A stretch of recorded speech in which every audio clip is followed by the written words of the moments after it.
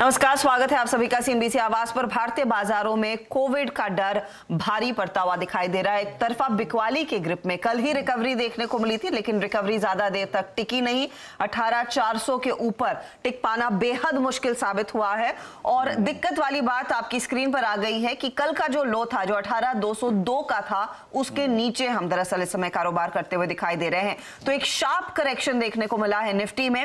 Nifty bank भी अगर आप ध्यान दें तो अपने डे हाई से करीब 1000 पॉइंट से ज्यादा का करेक्शन दिखाकर इस समय करीब 750 अंकों की गिरावट पर ट्रेड करता हुआ दिखाई दे रहा है। मिड कैप्स अब तक लगा था कि शायद थोड़े से रेजिलिएंट रहेंगे। 11 बजे मैं यही देख रही थी कि निफ्टी बैंक में कूल ऑफ आया, मिड कैप्स पॉजिटिव टेरिटरी में थे, लेकिन अब क्लियरली वो करेक्शन यहां पर भी कैच अप करता हुआ दिखाई दे रहा है। वीके पॉल ने इनफैक्ट कोविड की बैठक के बाद बयान दिया है, वो पहले आपको सुनाते हैं।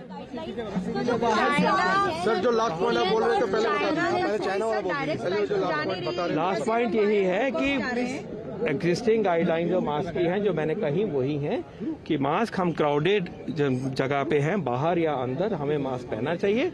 और precaution for those who have comorbidities and higher age, उनको ये प्रिकॉशन और भी लेनी चाहिए। और किसी और से मिलते हैं तो केयरफुल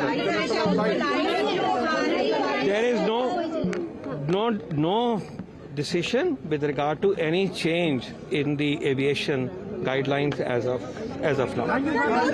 वैक्सीनेशन इम्प्रूव करने के लिए अब क्या आप अपील करेंगे, क्योंकि जितनों को लोगों ने वैक्सीन लेनी थी वो लगा ली है, अब लोग खुद भी वैक्सीन लेने के लिए बाहर नहीं आ रहे थे, तो हम अपील कर रहे हैं कि कंपनीज को हम अपील कर रहे हैं कि जिनको प्रिकॉशन डोज नहीं लगी है वो लगाएं, क्योंकि हम कलेक्टिवली लगाएंगे तो शील्ड देश की बनती है।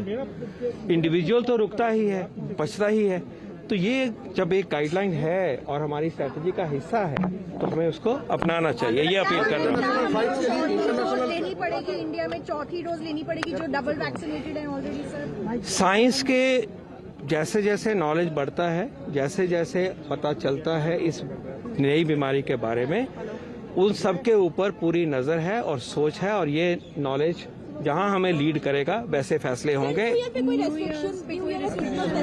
अभी जो कहा है मैंने, वो जो कहा है आज की डेट में यही मान्य है। इनफैक्ट नॉर्मल लाइफ लीड करिए, कोविड अप्रोप्रिएट बिहेवियर रखिए, सिम्टम आते हैं टेस्टिंग कराइए और प्रिकॉशन डोज लगाइए। इसी में बढ़ के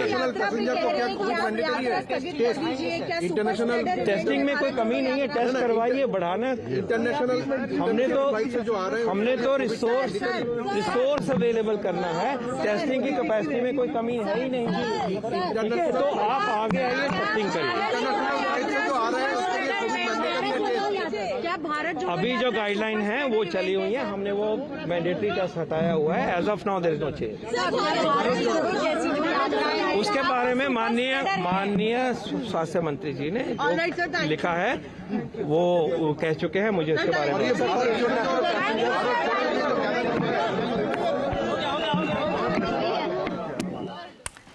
तो कौल साहब की तरफ से वो बड़ा बयान आते हुए कि पहले तो कोविड से घबराने की जरूरत नहीं है, लेकिन जो भी कोविड प्रोटोकॉल पहले आप फॉलो कर रहे थे उसके बारे में उन्होंने लोगों को फिर से सतर्क किया है। उन्होंने कहा है थोड़ा सा सावधान रहे, पब्लिक प्लेसेस में जाते हैं तो प्लीज मास्क पहनिएगा, जो 2 हाथ की दूरी मेंटेन करने की बात थी, उन तमाम चीजों को आपको दरअसल अभी भी अपनाना है।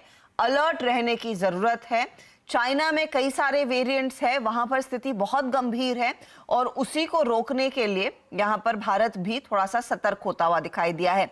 जिसने बूस्टर डोज नहीं लगाया है वो फिर से अपील कर रहे हैं, बूस्टर डोज लगवा लीजिए, तभी भारत की पूरी शील्ड बनती हुई दिखाई देगी। और दरअसल ये जो बयान आए हैं उसी के बाद हमने देखा है ये जो कोविड की क्राइसिस है या फिर जो कोविड का डर भारत में भी अब दिखने लगा है। जिस तरह से चाइना के बाद जापान, कोरिया, ब्राजील, अमेरिका तक में बहुत सारे केसेस निकलना शुरू हुए, वही आज मार्केट्स को नीचे खींचता हुआ। जी हाँ, बिल्कुल। और आप इस पर देखिए, मार्केट